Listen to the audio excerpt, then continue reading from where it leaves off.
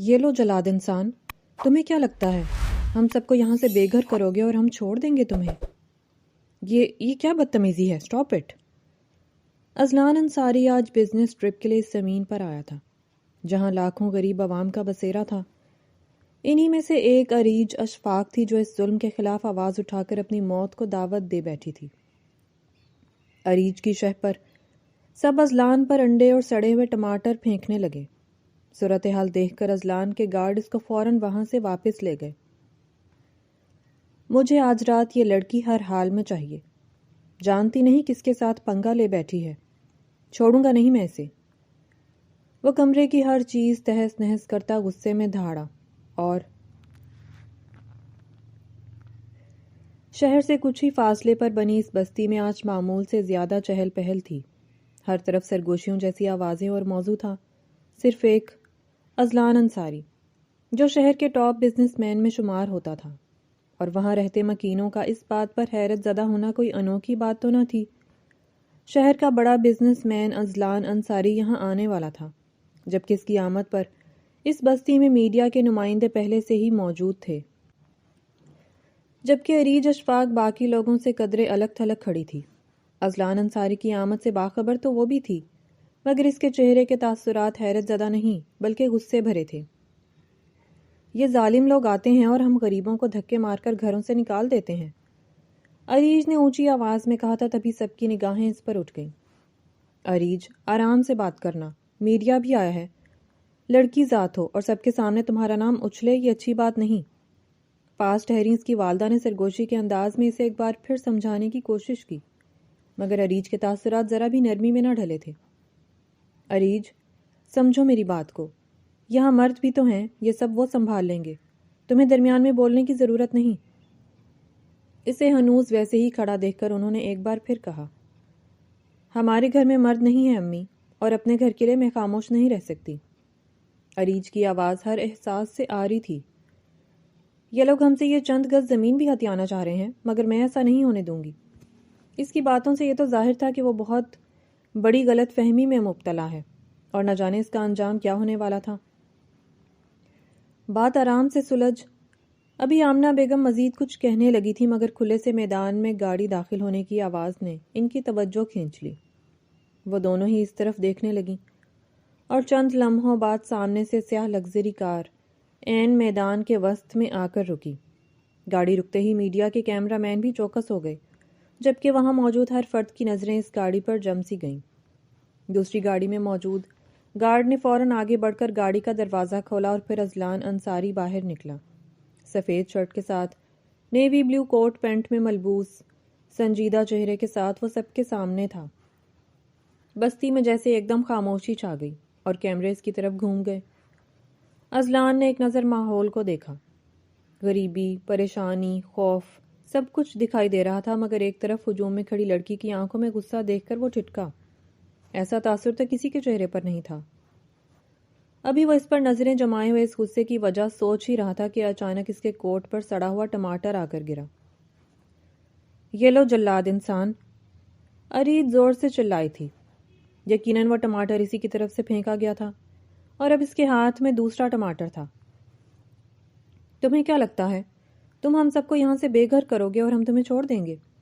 اس نے اب دوسرا ٹماٹر اذلان کی طرف پھینکا تھا، جو سیدھا اس کے کندھے پر جا کر لگا۔ اذلان کی آنکھیں ضبط سے سرخ ہونے لگیں، جبکہ عریج اس سے بے نیاز پے در پے اس پر ٹماٹر پھینکتی جا رہی تھی۔ اگلے ہی لمحے ہجوم نے بھی اس کی پیروی شروع کر دی۔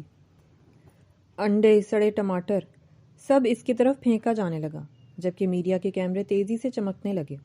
وہ تو صرف عام سی میڈیا کوریج کے لیے آئے تھے، مگر اب یقیناً انہیں ایک چٹپٹی خبر مل چکی تھی۔ یہ کیا بدتمیزی ہے؟ Stop it! اذلان انصاری نے چیختے ہوئے کہا تھا۔ وہ آج بزنس ٹرپ کے لیے اس زمین پر آیا تھا جہاں لاکھوں غریب عوام کا بسیرا تھا۔ انہی میں سے ایک عریج اشفاق تھی جو اس ظلم کے خلاف آواز اٹھا کر اپنی موت کو دعوت دے بیٹھی تھی۔ Stop it! اسٹاپ! اذلان کے گارڈ آگے بڑھ کر اس کے گرد حصار بنا چکے تھے، جبکہ ایک گارڈ اس ہجوم کو مسلسل روکنے کی کوشش کر رہا تھا، مگر اس کی سنتا بھی کون؟ ہمیں بے گھر کر کے تم آرام سے نہیں رہ سکتے، ہم لڑیں گے، خواہ تمہارے پاس کتنا ہی پیسہ ہو، طاقت ہو۔ ہم تم سے ڈرنے والے نہیں ہیں۔ اریج چند قدم لے کر ان کے قریب آتے ہوئے بولی تھی، جبکہ گارڈ کے حصار میں کھڑے ازلان کی نگاہیں صرف اسی پر مرکوز تھیں۔ ازلان انصاری کے گارڈز اسے وہاں سے باہر نکالنے لگے، جبکہ ازلان بے یقینی سے اس لڑکی کی طرف دیکھ رہا تھا جو اسے مسلسل للکار رہی تھی۔ گاڑی چلاؤ ابھی۔ گاڑی میں بیٹھتے ہی ازلان دھاڑا۔ اس کی کار تیزی سے بستی سے نکل گئی اور پھر میڈیا کے نمائندے بھی آہستہ آہستہ وہاں سے نکلتے چلے گئے۔ اریج، تم نے یہ ٹھیک نہیں کیا، ہمیں ایک بار اس کی بات سن لینی چاہیے تھی۔ آمنہ بیگم نے اسے مخاطب کیا تھا۔ ان کے لہجے میں خوف ہی خوف تھا۔ جانتی ہیں وہ یہاں کیا بات کرتا؟ وہ ہم سے یہ گھر خالی کرنے کو کہتا تاکہ وہ یہاں پر اپنی ہاؤسنگ سوسائٹی بنا سکے۔ ہمارے پاس صرف ایک گھر ہی تو ہے اور میں اسے نہیں چھوڑ سکتی امی۔ آپ ڈرنا چھوڑ دیں، کچھ برا نہیں ہوگا۔ اریج کے غصے میں اب بھی فرق نہ آیا تھا۔ تبھی آمنہ بیگم کو جواب دے کر وہ آگے بڑھ گئی۔ فی الوقت خود کو پرسکون کرنے کی خاطر اسے تنہائی چاہیے تھی۔ دوسری طرف گاڑی میں بیٹھے ازلان انصاری کی آنکھیں لہو رنگ ہو رہی تھیں اور ہاتھ کی رگیں ضبط سے پھولنے لگی تھیں۔ اس کے ذہن میں بار بار وہ منظر ابھر رہا تھا جب گندے ٹماٹر اس پر آ کر لگے تھے۔ سر، آپ ٹھیک ہیں؟ ڈرائیور نے ڈرتے ہوئے پوچھا۔ ٹھیک؟ ازلان کا لہجہ سخت تھا۔ میری عزت کا جنازہ نکال دیا ان لوگوں نے، اور وہ لڑکی؟ اس کی آواز بھاری ہو گئی۔ وہ لڑکی، اسے لگتا ہے وہ مجھے روک سکتی ہے۔ اسے معلوم بھی ہے کہ میں کون ہوں۔ سرد مہری اس کے ہر لفظ سے عیاں تھی۔ باہر شام اپنے رنگ پھیلانے لگی تھی اور ازلان کے چہرے کی سختی سے یہ اندازہ لگانا مشکل نہ تھا کہ اریج کی زندگی میں ضرور کوئی طوفان آنے والا ہے۔ ازلان انصاری سیدھا اپنے فارم ہاؤس ہی آیا تھا اور پھر اپنے کمرے کی طرف جاتے ہوئے وہ لیونگ روم میں ٹھٹک کر رکا تھا۔ بزنس ٹائکون ازلان انصاری پر سرعام گندے ٹماٹر اور انڈے اچھالے گئے۔ نیوز چینل پر یہ خبر ہیڈ لائنز بنی ہوئی تھی۔ اس معاملے کی تفصیل جان کر آپ سب بھی دنگ رہ جائیں گے۔ ازلان انصاری نے لوگوں سے ان کی زمین ناجائز طریقے سے ہتھیانی چاہی تھی، تبھی عام لوگوں نے مزاحمت کے طور پر ان پر ٹماٹر اچھالے ہیں۔ ہوسٹ بہت مزے سے ایک ہی بات بار بار دہرا رہا تھا۔ ازلان نے آگے بڑھ کر سینٹرل ٹیبل سے ریموٹ اٹھایا اور چینل تبدیل کیا، مگر ہر چینل پر وہی خبر چلائی جا رہی تھی، جبکہ ایک طرف اس وقت کی ریکارڈز ویڈیو بھی بار بار پلے ہو رہی تھی۔ واٹ ربش از دس؟ ازلان نے غصے سے ریموٹ دور اچھال دیا۔ ابھی وہ سرخ نظروں سے ٹی وی اسکرین دیکھ ہی رہا تھا کہ اس کا مینیجر تیز تیز قدم اٹھاتے ہوئے وہاں آیا تھا۔ سر، اس نے ازلان کو ڈرتے ڈرتے مخاطب کیا، تبھی ازلان نے نگاہیں اس پر مرکوز کیں۔ سر، اس خبر کے بعد آپ کی ساکھ کو بہت نقصان پہنچ رہا ہے۔ آپ کی کمپنی کے شیئرز گرتے جا رہے ہیں اور اس وقت تک مجموعی طور پر آپ کو 3 کروڑ کا نقصان ہو چکا ہے۔ مینیجر نے ساری تفصیل اس کے گوشت گزار دی اور جوں جوں اس نے اپنے جملے ادا کیے ویسے ہی ازلان کی آنکھوں کی سرخی گہری ہوتی گئی اور چہرے پر سنجیدگی مزید بڑھ گئی۔ تم سب لوگ کیا کر رہے ہو پھر؟ کس چیز کی تنخواہ لیتے ہو مجھ سے؟ ابھی کے ابھی یہ نیوز ہٹواؤ چینل سے۔ وہ ضبط کھوتے ہوئے بلند آواز میں گرایا اور اس کے غصے سے مینیجر بھی سہم کر ایک قدم پیچھے ہوا تھا۔ فوراً یہ نیوز ہٹواؤ، صرف 5 منٹ ہیں تمہارے پاس۔ ازلان انصاری ایک بار پھر گرایا۔ ہم کوشش کر چکے ہیں سر، کوئی بھی چینل یہ ویڈیو ہٹانے کو تیار نہیں ہے۔ اس نے جھکے سر کے ساتھ یہ بات بھی بتا دی۔ کیا؟ میں نے تم لوگوں کو نوکری پر رکھا کیوں ہے پھر؟ ازلان نے اسے ڈپٹتے ہوئے ماتھا مسلا۔ پیچھے ٹی وی پر نشر ہوتی وہ خبر ازلان کے دماغ میں ہتھوڑے کی مانند لگ رہی تھی۔ یہ سب اس لڑکی کی وجہ سے ہوا ہے۔ مجھے آج رات یہ لڑکی ہر حال میں چاہیے۔ جانتی نہیں کس کے ساتھ پنگا لے بیٹھی ہے، چھوڑوں گا نہیں میں اسے۔ وہ سینٹرل ٹیبل پر رکھی چیزیں زمین بوس کرتے ہوئے دھاڑا اور جب اس سے بھی غصہ ٹھنڈا نہ ہوا تو صوفے پر رکھے کشن اٹھا کر نیچے پھینکنے لگا۔ مینیجر اب تک وہیں کھڑا تھا۔ کیا اس کام کے لیے مجھے کسی اور کو کہنا پڑے گا؟ ازلان نے اسے وہیں کھڑا دیکھ کر کہا تھا۔ جی سر۔ وہ ازلان کی بات سمجھ ہی نہ پایا تھا۔ اس لڑکی کو یہاں لے کر آؤ اور اس کے لیے تمہیں کوئی بھی طریقہ اپنانا پڑے اپنا لو، مجھے صرف وہ لڑکی یہاں چاہیے۔ اس نے سرد لہجے میں اپنی بات دہرائی اور مینیجر اس بات میں سر ہلا کر فوراً وہاں سے نکل گیا، جبکہ ازلان اب فون اٹھا کر کسی کو کال کر رہا تھا تاکہ نیوز چینلز پر چلتی اس خبر کو ہٹوا سکے۔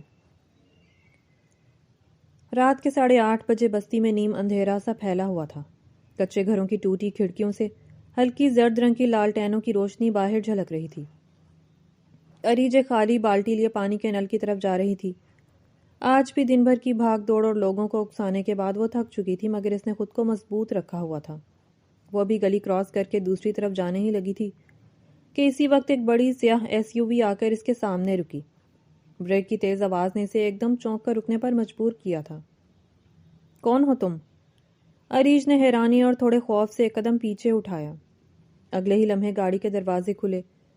دو قدآور ملٹری باڈی گارڈ جیسے آدمی باہر نکلے۔ اریج اشفاق؟ پہلے آدمی نے سخت لہجے میں پوچھا۔ جی، کیا بات ہے؟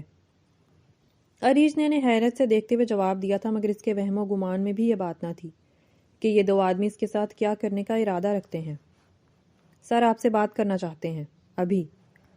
دوسرے آدمی نے سکون سے جواب دیا۔ کون سر؟ اسے ان کی بے سروپا باتیں سمجھ ہی نہیں آ رہی تھیں۔ اذلان انصاری۔ بہت مختصر جواب تھا، جبکہ یہ نام سنتے ہی آج دوپہر کا ہر منظر اریج کے دماغ میں تازہ ہو گیا، اور اذلان کی سرخ آنکھوں کو سوچ کر اس نے بے ساختہ جھرجھری لی۔ وہ اس وقت تو بہادری سے یہ کارنامہ سر انجام دے چکی تھی، مگر اب امی کی باتوں سے وہ کسی حد تک خوفزدہ بھی ہو چکی تھی۔ اذلان انصاری بہت اثر و رسوخ رکھنے والا شخص تھا۔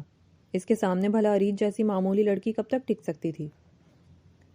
میں کسی سے کوئی بات نہیں کرنا چاہتی، اریج نے کہنے کے ساتھ قدم پیچھے لیتے ہوئے وہاں سے بھاگنا چاہا، مگر آدمی اس کی کلائی دبوچ کر اسے روک چکا تھا۔ آپ کو ہمارے ساتھ چلنا ہی ہوگا۔ اپنی مرضی سے نہیں جانا چاہ رہی تو زبردستی ہی صحیح۔ وہ اب اسے گاڑی کی طرف گھسیٹنے لگے تھے۔ چھوڑو مجھے، ہاتھ چھوڑو۔ وہ پوری طاقت سے چیخی، لیکن شور مچانے کے باوجود بستی کے لوگ ڈر کر گھروں میں چھپ چکے تھے۔ کوئی باہر نہیں نکلا۔ چند لمحوں میں اسے کار میں بٹھا دیا گیا اور پھر ایس یو وی تیزی سے اندھیرے میں گم ہو گئی۔ تقریباً آدھے گھنٹے بعد ان کی گاڑی فارم ہاؤس میں داخل ہوئی تھی، اور پھر اریج کے لاکھ چیخنے چلانے اور جھٹ پٹانے پر بھی کسی نے کان نہ دھرا تھا۔ گاڑی سے سیدھا ایک کمرے میں لائے تھے اور پھر اسے اندر کی طرف دھکا دے کر باہر سے دروازہ بند کر دیا گیا تھا، اور جب تک اریج سنبھل کر واپس دروازے تک آئی تب تک بہت دیر ہو چکی تھی۔ دروازہ کھولو، وہ زور سے دروازہ بجاتے ہوئے چیخی۔ نکالو مجھے یہاں سے، کوئی ہے؟ وہ پوری شدت سے دروازہ بجا رہی تھی، ساتھ چیخ بھی رہی تھی، مگر اتنا اندازہ تو اسے بھی تھا کہ یہاں اس کی چیخیں سننے والا کوئی نہیں۔ مگر وہ پھر بھی کافی دیر اپنے نازک ہاتھوں سے دروازہ پیٹتی رہی، اور جب اس کی ہتھیلیاں سرخ ہو کر درد کرنے لگیں تب وہ پیچھے ہٹ کر وہیں زمین پر دیوار سے ٹیک لگا کر بیٹھ گئی۔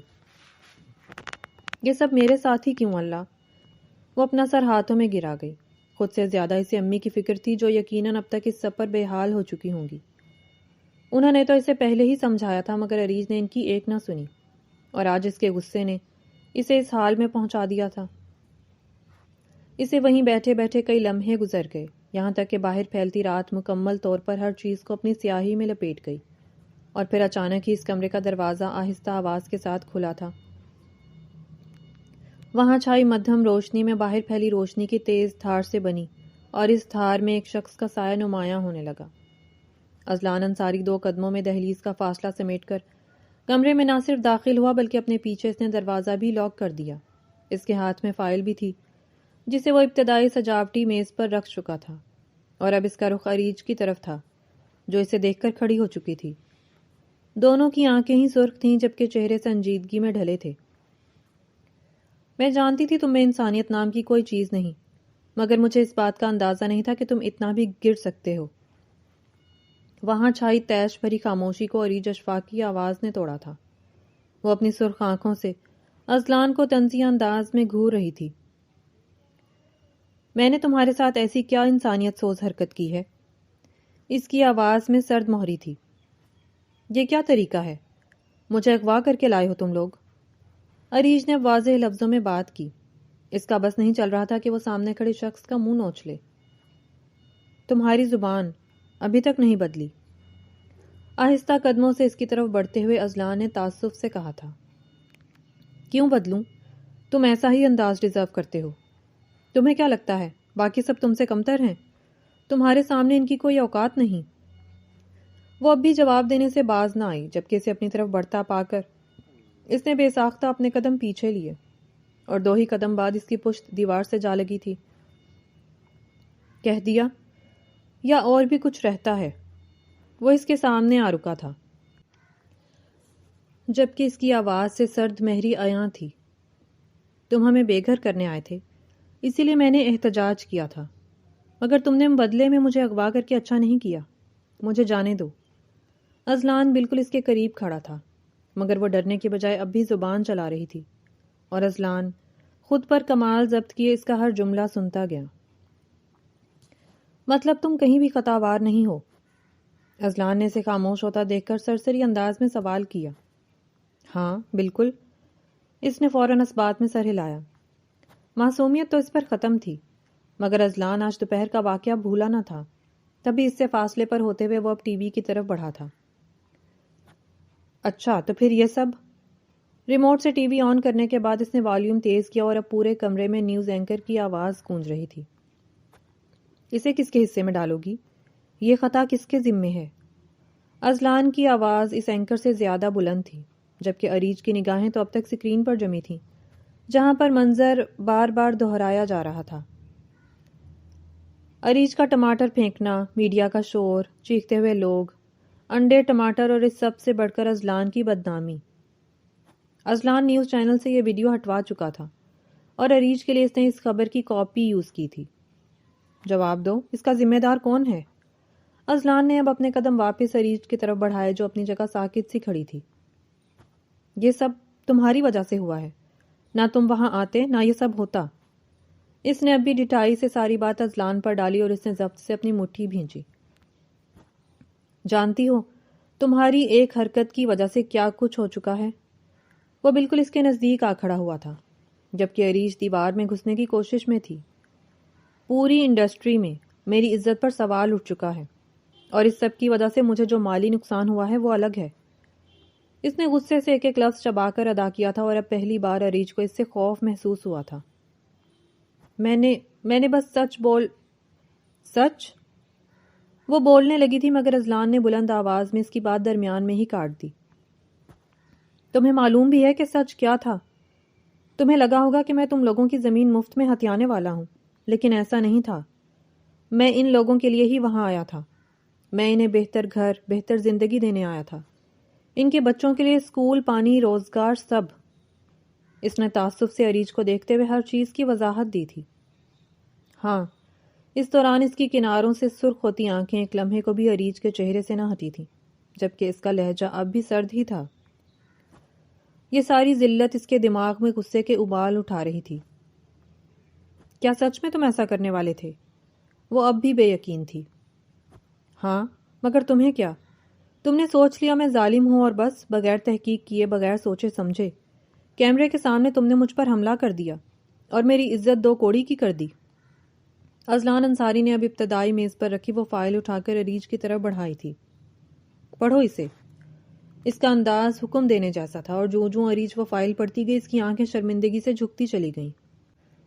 اذلان کی ہر بات کی گواہی اس فائل میں موجود آفیشل پیپر دے رہے تھے۔ I'm sorry، میں نے جو سمجھا تھا وہ غلط تھا، اس نے شرمندہ سے لہجے میں کہہ کر معاملہ سنبھالنا چاہا، مگر اذلان نے اس کی بات کاٹ دی۔ اور تمہاری یہ غلطی تمہارے ایک سوری سے نہیں سدھر سکتی۔ اس کی آنکھوں میں اب سرد سی چمک ابھری، جبکہ اریج نے چونک کر اسے دیکھا۔ کیا مطلب؟ تم ہر ذلت کی بھرپائی کرو گی جو تمہاری وجہ سے میں نے سہی ہے۔ اذلان کی آواز سرد اور فیصلہ کن تھی۔ کل تم میڈیا میں بیان دو گی کہ قصوروار تم ہو، اذلان انصاری غلط نہیں تھا، اور وہ کہتے کہتے ایک لمحے کو رکا، اور تمہاری وجہ سے مجھے جو 4 کروڑ کا نقصان ہو چکا ہے وہ بھی چکاؤ گی۔ اس نے اب اگلی بات کہی، جبکہ اتنی بڑی اماؤنٹ سن کر ہی اریج کے رونگٹے کھڑے ہو گئے۔ اس کے پاس تو کل ملا کر 40,000 بھی نہ تھے، اور سامنے کھڑا شخص 4 کروڑ کی بات کر رہا تھا۔ میں نہیں، وہ بے چارگی سے کہنے لگی، مگر اذلان ہاتھ اٹھا کر اسے بولنے سے روک چکا تھا۔ اور اگر تم نے ایسا نہ کیا تو میں تم پر حد تک عزت کا کیس کروں گا۔ ایک پبلک فگر پر حملہ کیا ہے تم نے۔ اس کا انداز وارننگ جیسا ہوا، اور اب اریج صحیح معنوں میں پچھتائی تھی۔ میں چاہوں تو کسی اور طریقے سے اپنی ذلت کا بدلہ لے سکتا ہوں۔ اس نے اریج کو معنی خیز نظروں کے حصار میں لیا، اور اریج اس کے جملے کا مطلب سمجھ کر روح تک کانپی تھی۔ مگر نہیں، اب اتنا بھی گیا گزرا نہیں ہوں میں، لیکن اس کا حساب تمہیں چکانا ہی ہوگا۔ اگلے ہی لمحے وہ اپنی نظریں اس پر سے ہٹا چکا تھا۔ اور تب تک تم یہیں رہو گی، میری قید میں۔ اس کا انداز اٹل تھا جبکہ اریج کی ریڑھ کی ہڈی تک سنسنا اٹھی۔ میں گھر جانا چاہتی ہوں۔ اس کی آواز لرزنے لگی۔ جب تک تم میری رقم نہیں چکا دیتی تب تک ایسا ممکن نہیں۔ اذلان کے لبوں پر ایک ہنس اٹھاتی مسکراہٹ تھی۔ اس لیے اب یہ سوچو کہ کس طرح تم اس رقم کا بندوبست کر سکتی ہو۔ وہ دروازے کی طرف بڑھتے ہوئے کہنے لگا اور پھر دروازہ کھول کر ایک لمحے کو رکا تھا۔ ہیو اے گڈ نائٹ، مسکرا کر کہتے ہوئے اذلان باہر نکل گیا، جبکہ اریج نے بے بسی سے اپنا سر تھاما۔ وہ اس کی رات برباد کر چکا تھا، اب نائٹ گڈ ہو بھی کیسے سکتی تھی؟ زندگی اس سے بہت برا امتحان لینے پر تل چکی تھی۔ اذلان نے اریج کو اوپر والے مہمان کمرے میں رکھوایا تھا۔ کمرہ بڑا تھا، کھڑکیوں سے شہر کی روشنیاں صاف دکھائی دے رہی تھیں، لیکن اریج کو لگ رہا تھا جیسے وہ ایک خوبصورت قید میں بند ہو گئی ہے۔ اذلان انصاری کے جانے کے بعد اریج چند سیکنڈ خالی نظروں سے کمرے کو دیکھتی رہی، پھر بیڈ کی طرف بڑھ گئی اور بیڈ پر بیٹھتے ہی اس کی آنکھوں میں نمی اتر آئی۔ یا اللہ، یہ میں نے کیا کر دیا؟ وہ خود سے بڑبڑائی۔ یہ انسان جسے میں ظالم اور جلاد سمجھی تھی وہ تو کچھ اور ہی نکل آیا۔ اسے اب رہ رہ کر خود پر افسوس ہو رہا تھا۔ اور 4 کروڑ، اتنی ساری رقم کہاں سے لاؤں گی؟ اب اس کا دھیان دوسری طرف چلا گیا اور پھر اس نے وہیں بیٹھے بیٹھے ہر چیز کا حساب لگا لیا۔ ان کا گھر، کچھ چھوٹے موٹے زیور جو امی نے بہت مشکل سے اس کی شادی کے لیے بنائے تھے، انہیں ملا کر بھی وہ اتنی رقم جمع نہیں کر سکتی تھی۔ بے بسی سے اس کی آنکھیں شدت سے بہنے لگیں۔ آج پہلی بار اسے اپنی جلد بازی پر پچھتاوا ہو رہا تھا۔ اور پیچھے پتہ نہیں امی کس حال میں تھیں۔ وہ جتنا سوچتی جا رہی تھی اسی تیزی سے اس کی آنکھوں سے آنسو بہتے جا رہے تھے، جبکہ دوسری طرف اذلان نیچے اسٹڈی روم میں آرام دہ کرسی پر بیٹھا تھا۔ سامنے میز پر فائل کھلی ہوئی تھی جبکہ اس کا دھیان فائل کی بجائے اریج کی طرف تھا۔ بار بار اس کی آنکھوں کے سامنے وہ منظر آ جاتا جب اریج پر اس پر ٹماٹر اچھالتے ہوئے سے جلاد کہہ رہی تھی، میں تم پر زندگی بہت تنگ کر دوں گا اریج۔ اذلان نے سرگوشی کی اور آنکھیں موند کر کرسی کی پشت سے سر ٹکا دیا، مگر سوچیں اب بھی اریج کے گرد ہی گھوم رہی تھیں۔ اریج کو پتہ ہی نہیں چلا کہ کب آنکھ لگ گئی تھی۔ صبح پردوں سے جھلکتی ہلکی روشنی کے ساتھ پرندوں کی چہچہاہٹ پر اس کی آنکھ کھلی تھی۔ پہلے پہل تو ماحول سے مانوس ہونے میں سے چند لمحے لگے اور پھر جب رات کا سارا منظر یاد آیا تو وہ سرد سے اٹھ بیٹھی۔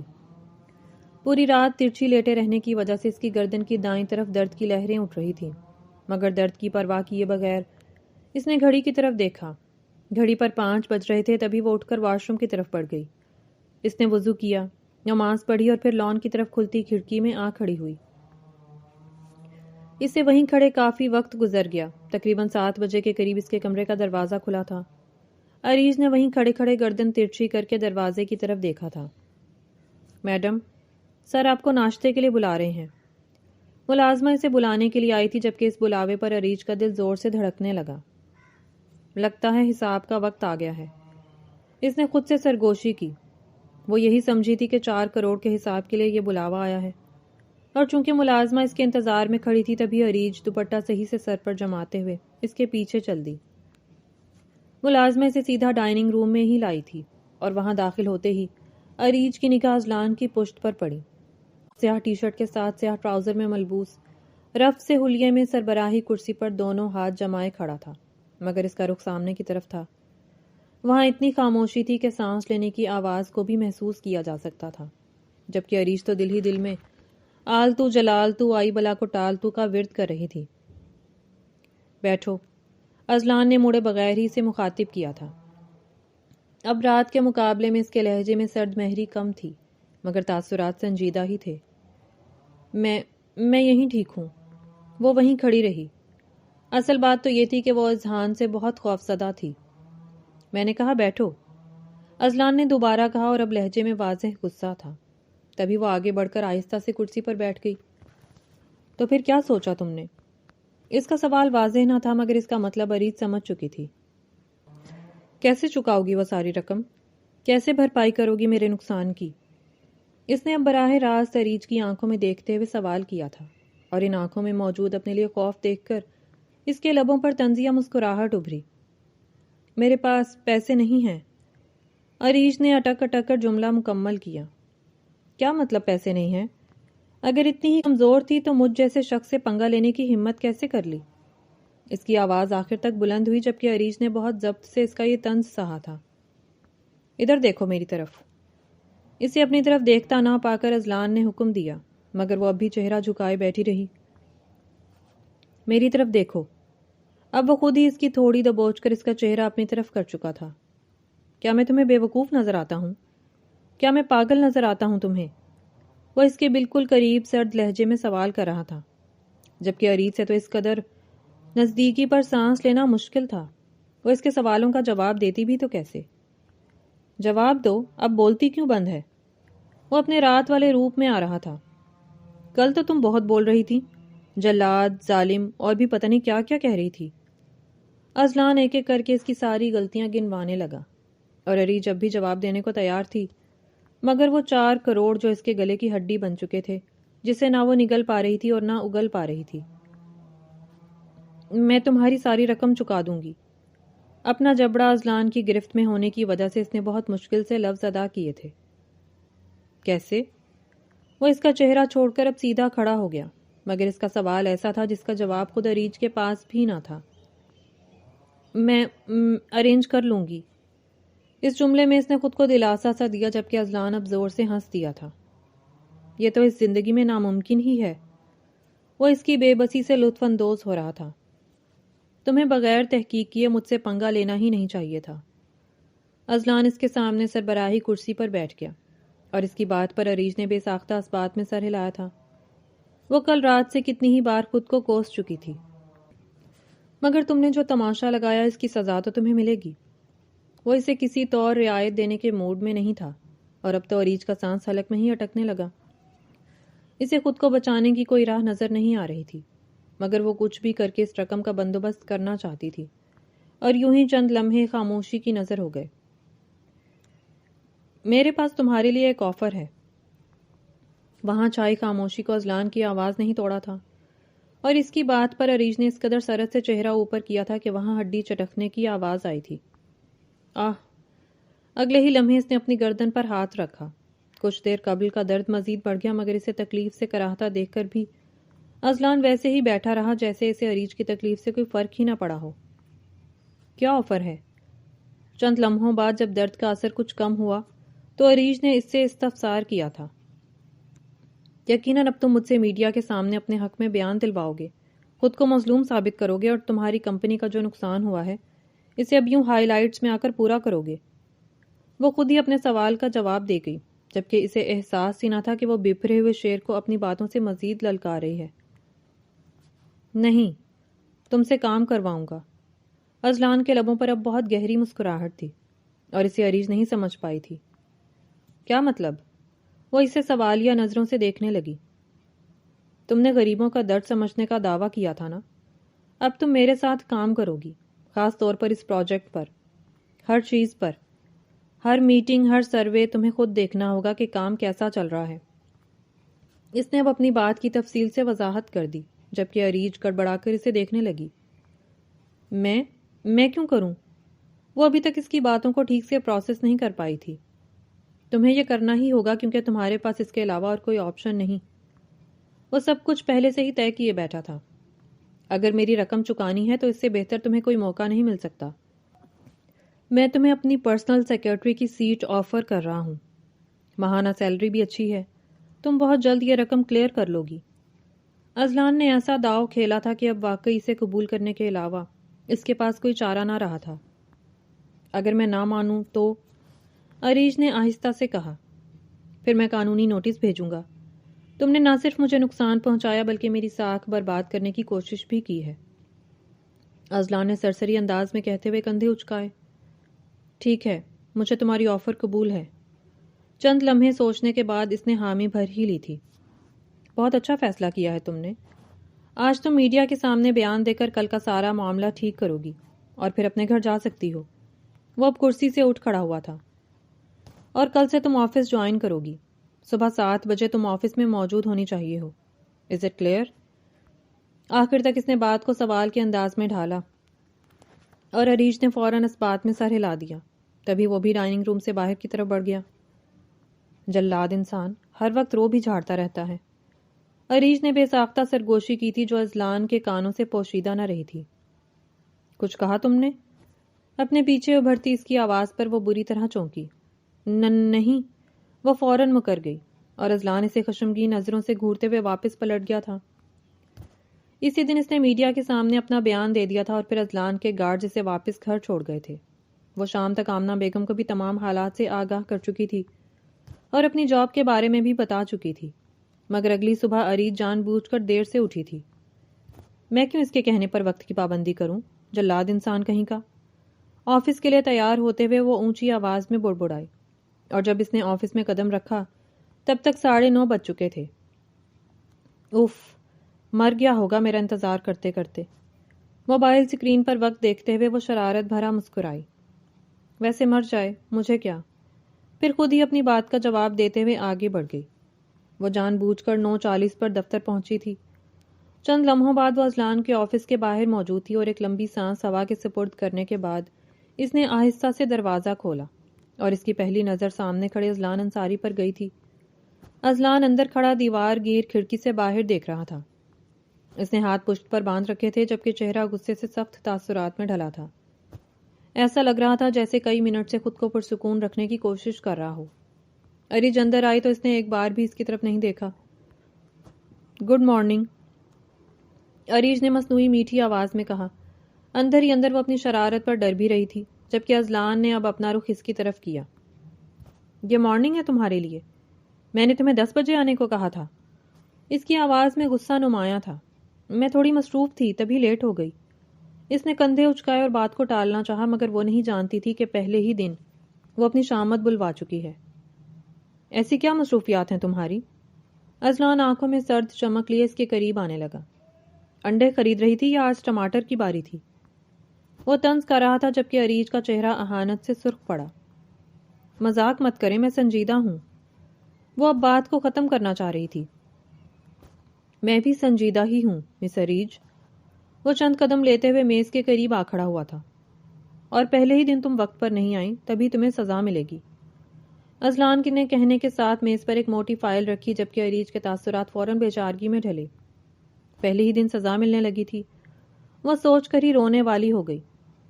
یہ ہزاروں صفحات کا ڈیٹا ہے، اس میں ہر گھر کا ریکارڈ ہے، ہر فیملی کا بیک گراؤنڈ۔ آج یہ سب تم نے ترتیب سے کمپیوٹر میں انٹر کر کے سافٹ فائل ریڈی کرنی ہے۔ اس نے سکون سے اپنا حکم صادر کرتے ہوئے اریج کا سارا سکون غارت کیا تھا۔ شام تک؟ یہ ناممکن ہے۔ وہ گھبرائی نظروں سے اتنی موٹی فائل کو دیکھنے لگی۔ اگر ناممکن کو ممکن میں نہیں بدل سکتی تو نوکری چھوڑ دو اور پھر میرے لیگل نوٹس کا انتظار کرنا۔ اس کے پاس اچھی دھمکی تھی۔ آپ واقعی جلاد ہیں، وہ غصے سے کہہ کر آگے بڑھی اور میز سے فائل اٹھا کر اپنے ہاتھوں میں لے لی۔ اس کا وزن ہی اتنا زیادہ تھا، پتہ نہیں وہ اسے کمپیوٹر پر کیسے انٹر کرے گی۔ تھینکس۔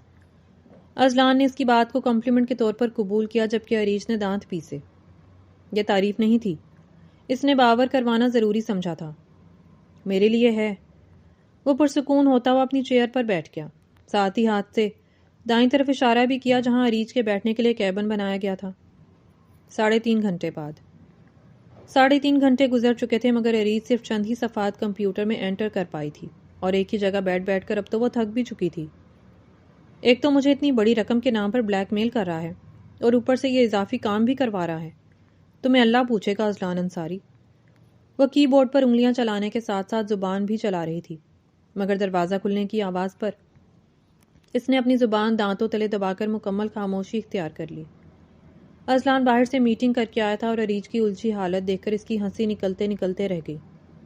کیسی چل رہی ہے سزا؟ اریج کی میز کی طرف آتے ہوئے اس نے جان بوجھ کر اریج سے سوال کیا تھا۔ آپ کے دل میں رحم نام کی کوئی چیز بھی ہے یا پتھر دل لیے گھوم رہے ہیں؟ جواباً اس نے طنزیہ انداز اپنایا۔ تم جو کچھ میرے ساتھ کر چکی ہو، اس کے بعد میرے پاس تمہارے لیے واقعی رحم نہیں بچا۔ اذلان انصاری کا لہجہ ایک ہی لمحے میں سرد ہو گیا۔ تمہاری غلط فہمی اور ایک جذباتی عمل نے مجھے کتنا نقصان پہنچایا ہے، اس کا اندازہ نہیں ہے تمہیں۔ یہ موضوع ایسا تھا جس پر اریج پلٹ کر اسے کوئی جواب دینے کے قابل نہ رہتی تھی۔ اب بھی ایسا ہی ہوا تھا۔ اذلان نے جو بھی کہا وہ خاموشی سے سنتی گئی کہ بہرحال غلطی تو اس نے کی تھی اور اس کا خمیازہ بھی اسے بھگتنا ہی تھا، اور اسے خاموش محسوس کر کے اذلان بھی چپ ہو گیا۔ یہ لا یعنی بحث تھی، اس میں صرف وقت کا ضیاع تھا۔ ابھی بہت کم کام کیا ہے تم نے، مجھے شام تک یہ مکمل چاہیے، اس لیے اپنے ہاتھ ذرا تیزی سے چلاؤ۔ وہ اپنی بات سمیٹ کر اسے حکم دیتا واپس اپنی چیئر کی طرف بیٹھ گیا، اور اب واقعی کام مکمل کرنے کی خاطر عریج نے اپنی سپیڈ تیز کر دی تھی۔ 2 گھنٹے مزید گزر گئے اور اب تو گھڑی 1 کا ہنسا عبور کرنے کو آئی تھی، اور پچھلے 2 گھنٹوں سے عریج مسلسل اپنا کام کر رہی تھی، مگر اب اپنے قریبی اذلان کی موجودگی کو محسوس کر کے اس نے چونک کر سر اٹھایا۔ اذلان ہاتھ میں لنچ پلیٹ اٹھائے کھڑا تھا۔ یہ کیا ہے؟ عریج حیرت سے چہرہ اٹھائے سے دیکھنے لگی۔ کھانا، اذلان نے سیدھا جواب دیا۔ میرے لیے یہ عنایت کیوں؟ اس نے اب دوسرا سوال کیا۔ اب میں سمجھی، آپ مجھے لنچ اس لیے دے رہے ہیں تاکہ میں پھر اس فائل میں سر کھپانے کی طاقت پا سکوں۔ اگلے ہی لمحے اس نے خود ہی اپنے سوال کا جواب دے دیا۔ ہاں بالکل۔ اذلان نے اس کی بات کی تردید نہ کی تھی۔ تم اگر بے ہوش ہو گئی تو کون کام کرے گا؟ اذلان کے اگلے جملے پر عریج نے بے ساختہ منہ بنا لیا۔ یہ شخص کبھی سیدھی بات نہیں کر سکتا تھا۔ دل سے کتنے برے انسان ہیں آپ۔ وہ طنز کرنے سے خود کو روک نہ سکی۔ اور تم زبان کی کتنی تیز ہو۔ جواب بھی فوراً آیا تھا۔ عریج اب اس تکرار سے زچ ہونے لگی تھی جبکہ اذلان وہ پلیٹ میز پر اس کے سامنے رکھ کر اب براہ راست سے دیکھنے لگا تھا۔ اب آپ میرے اخلاق پر حملہ کریں گے؟ وہ اسے تعصب سے دیکھنے لگی۔ تمہارے اخلاق پر تو کل ہی حملہ ہو گیا تھا جب تم نے… وہ کہتے کہتے عریج کے تاثرات دیکھ کر چپ ہو گیا۔ چند گھنٹے پہلے بھی ان کی بحث اسی موضوع پر ختم ہوئی تھی۔ آپ اس بات کو دہرائے بغیر زندہ رہ لیں گے؟ اپنی توجہ واپس کی بورڈ کی طرف کرتے ہوئے اس نے سرسری انداز میں کہا تھا۔ ٹھیک ہے، لیکن پہلے کھانا کھاؤ۔ اپنی مسکراہٹ دباتے ہوئے اذلان نے بات ہی ختم کر دی، مگر عریج نے اس کے بارہا کہنے پر بھی پلیٹ کی طرف ہاتھ نہ بڑھایا تھا۔ تم جب تک کھانا نہیں کھاؤ گی میں یہاں سے نہیں جاؤں گا۔ وہ اس کے پاس ہی کھڑا تھا اور اس کی نگاہوں سے عریج اب پزل ہونے لگی تھی۔ تبھی اس نے تنگ آ کر پلیٹ اٹھا لی۔ آپ کو کیا پڑی ہے میرا خیال رکھنے کی؟ وہ بولے بغیر رہ ہی نہیں سکتی تھی۔ کیونکہ تم میرے پروجیکٹ کا حصہ ہو اور میں اپنے ورکرز کا یوں ہی خیال رکھتا ہوں۔ اب اذلان کے لہجے میں نرمی محسوس کر کے عریج کا ہاتھ لمحے بھر کر رک گیا۔ وہ اس کے بارے میں کیا کچھ سوچتی رہی تھی اور یہ شخص تو کچھ اور ہی نکلا تھا، مگر اب اس نے کچھ کہا نہیں تھا۔ تبھی اذلان وہاں سے ہٹ گیا تھا۔ شام تک عریج نے اپنا سارا کام مکمل کر لیا تھا۔ یہ اور بات تھی کہ اب اس کے دونوں ہاتھ شدید درد کر رہے تھے۔ امپریسو، بہت اچھا کام کیا ہے تم نے۔ اذلان نے اس کی فائل دیکھتے ہوئے ہی اس کی تعریف کی تھی۔ یہ تعریف ہے یا کل پھر دگنی سزا ملے گی؟ عریج نے جواباً سوال کیا۔ اس کے چہرے پر بیزاریت پھیلی ہوئی تھی کیونکہ وہ لیٹ آنے کے علاوہ اور کوئی شرارت ہی نہ کر پائی تھی۔ کچھ بھی ہو سکتا ہے، اذلان نے ہلکی مسکراہٹ چھپاتے ہوئے کہا۔ آپ بالکل ناقابل برداشت انسان ہیں، اس نے تعصب سے کہتے ہوئے آنکھیں سکیڑی۔ اور تم بالکل ناقابل نظر انداز۔ جواباً اس نے بھی کندھے اچکا کر کہتے ہوئے حساب برابر کیا، جبکہ عریج چونک کر اسے دیکھنے لگی۔ اس کی نگاہوں کا تاثر بہت بدلا بدلا سا تھا، جسے محسوس کر کے اس کے چہرے کا رنگ بدلنے لگا۔ اس کا کیا مطلب ہے؟ عریج کا لہجہ تیکھا ہوا۔ تبھی اذلان فوراً سنجیدہ ہو گیا۔ کچھ نہیں، یہ بس ایک آبزرویشن تھی۔ اس نے بات سنبھالنی چاہی مگر عریج اتنی بھی ناسمجھ نہیں تھی کہ اس سب کا مطلب نہ سمجھ سکتی۔ میں چلتی ہوں۔ وہ اپنا بیگ کندھے پر ڈالتی دروازے کی طرف بڑھ گئی اور اذلان خاموشی سے اسے دیکھتا رہا۔ آج اس کے چہرے پر پہلی بار کوئی سختی نہیں تھی بلکہ خاموشی تھی۔ اگلی صبح وہ وقت سے پہلے ہی آفس پہنچ گئی تھی کیونکہ آج پھر وہ پورا دن سزا نہیں جھیلنا چاہتی تھی۔ اوہ، آج تم وقت پر ہو۔ جو ہی وہ دروازہ کھول کر اندر داخل ہوئی اذلان نے اپنے لیپ ٹاپ سے نظر اٹھا کر سیدھا اس کی طرف دیکھتے ہوئے کہا تھا، میں روز لیٹ نہیں آتی۔ اپنی ٹیبل کی طرف بڑھتے ہوئے عریج نے برا سا منہ بنایا۔ لیکن کل آئی تھیں۔ اذلان نے باور کروانا ضروری سمجھا۔ وہ اپنا کام چھوڑے عریج کے ساتھ تکرار کرنے لگا تھا، آپ ہر بات میں بحث کیوں کرنے لگ جاتے ہیں؟ وہ اب چہرے پر تعصب لیے براہ راست اسے دیکھنے لگی تھی، جبکہ اسے یوں دیکھ کر اذلان ایک لمحے کو سٹل ہوا مگر اگلے ہی لمحے وہ خود کو سنبھال چکا تھا۔ چلو آج سائٹ وزٹ پر جانا ہے، تم بھی ساتھ چلو گی۔ وہ اب اپنی چیئر سے اٹھ کھڑا ہوا تھا اور عریج بھی کوئی تکرار کیے بغیر اس کے پیچھے چل دی تھی۔ عریج نے اذلان انصاری کے ساتھ سائٹ وزٹ کی اور پھر وہ اس بات کی تو قائل ہو گئی کہ اذلان کی نیت میں کوئی کھوٹ نہیں تھا۔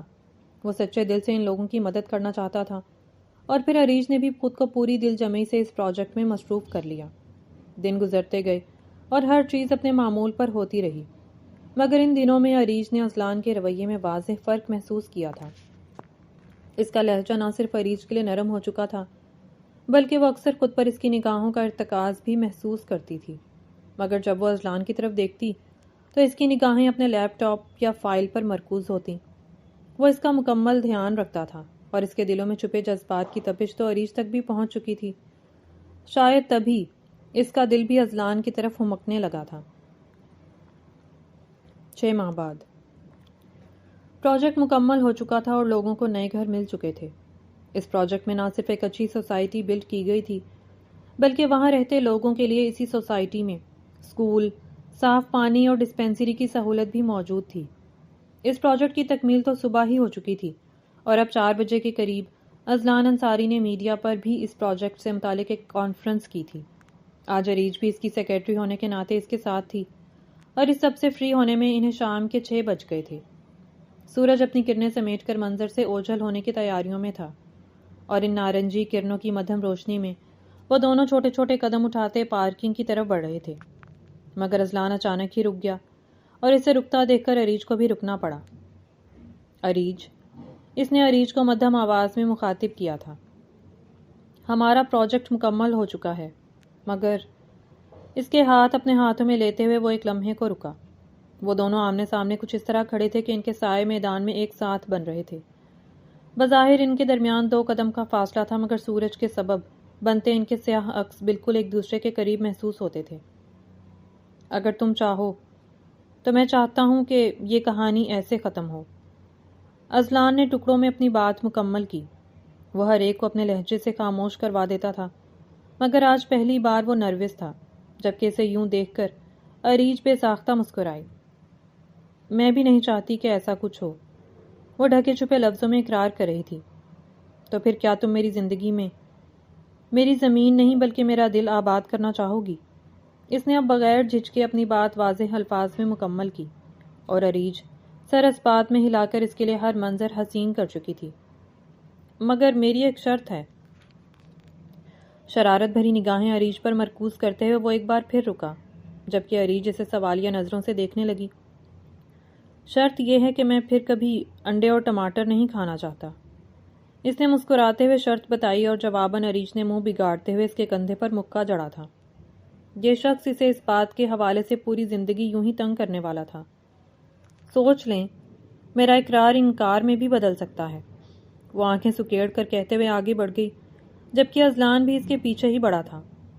وہ دونوں اب ایک دوسرے کو تنگ کرتے ہوئے آگے بڑھ رہے تھے اور ان کی آوازیں مدھم ہوتی جا رہی تھیں۔ زندگی ایک دوسرے کے سنگ ہی حسین تھی۔